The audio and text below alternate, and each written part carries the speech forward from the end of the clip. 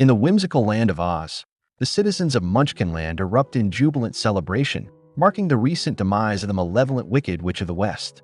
Glinda the Good, a benevolent sorceress, graces the festivities with her presence and regales the Munchkins with the witch's tragic tale. Born from a clandestine affair between the wife of the then-Governor Throp and a traveling salesman, the witch, due to her unnaturally verdant skin, was ostracized from birth, enduring a childhood fraught with hardship and alienation. When questioned about the nature of her relationship with the deceased witch, Glinda reveals that they were acquainted during their school days years prior. Meanwhile, at Shiz University, Elphaba, a young woman with a similar skin tone to the late witch, arrives to bid farewell to her paraplegic younger sister, Nessarose.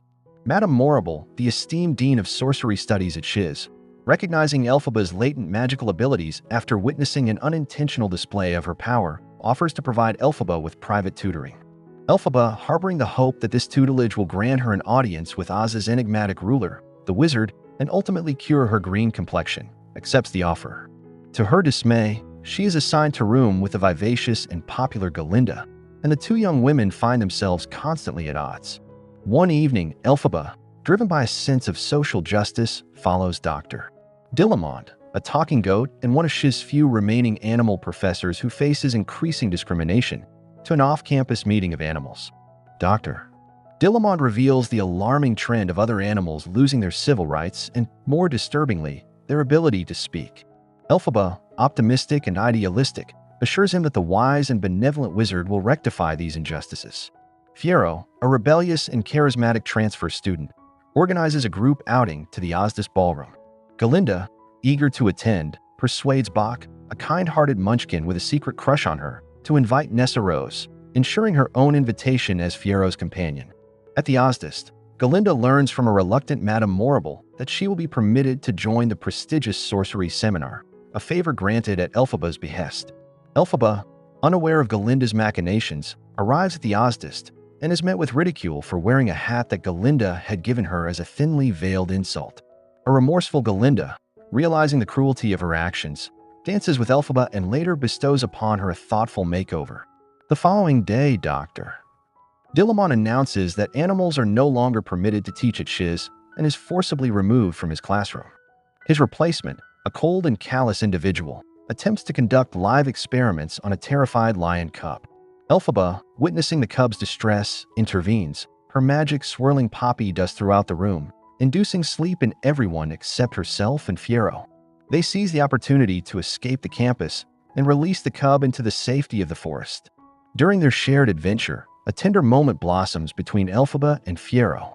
Later, Elphaba confides in Fiero, lamenting his apparent preference for Galinda over herself. Elphaba's magical prowess does not go unnoticed. She receives an invitation to meet with the wizard, who has learned of her extraordinary abilities from Madame Morrible. Galinda, now shortening her name to Glinda in honor of Dr. Dillamond's mispronunciation of it, accompanies Elphaba on her journey. They embark on a train ride to Oz's capital, the resplendent Emerald City, where they reaffirm their burgeoning friendship amidst the excitement of sightseeing. Upon being introduced to the wizard, Elphaba expresses her desire to advocate for the animals, rather than seeking a superficial transformation of her skin color. Madame Morrible arrives to witness Elphaba and the wizard's initial meeting, and together, she and the wizard encourage Elphaba to read from the sacred Grimoire, a spellbook of immense power. Elphaba, guided by the ancient text, casts a levitation spell, causing the wizard's monkey guards to sprout wings, much to the delight of the wizard and Madame Morrible, who envision using the winged monkeys as spies. Elphaba, however, begins to discern the true nature of their intentions. She realizes that they are the architects of the persecution of the animals, and that the wizard himself is a charlatan, devoid of any genuine magical power. Horrified by this revelation, Elphaba steals the Grimoire and prepares to flee. Glinda, torn between loyalty and conscience, follows Elphaba and implores her to reconcile with Madame Morrible and the wizard. Elphaba, resolute in her decision to thwart their nefarious plans, bids an emotional farewell to Glinda, who, despite her support for Elphaba, is apprehended by the wizard's guards. Elphaba, replicating the levitation spell, conjures a broom and escapes the Emerald City, soaring into the sky. Madame Morrible, seeking to discredit Elphaba and turn the citizens of Oz against her, warns the land that Elphaba is a wicked witch. The students of Shiz University are evacuated from the campus. Fiero, learning of the unfolding events, flees the school grounds on horseback. Governor Throp, upon receiving the news alongside Nessa Rose, suffers a debilitating heart attack. Meanwhile, Elphaba, her heart heavy with the weight of her choices, flies westward, leaving Glinda and the Emerald City behind.